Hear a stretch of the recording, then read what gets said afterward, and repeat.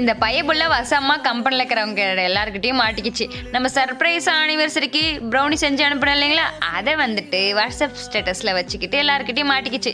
நீ மட்டும் brownie cut பண்ணி சாப்பிட்டல, எனக்கு எங்கே அப்படின்னு சொல்லி டெய்லி எல்லோரும் கேட்டுட்ருக்காங்களாம்.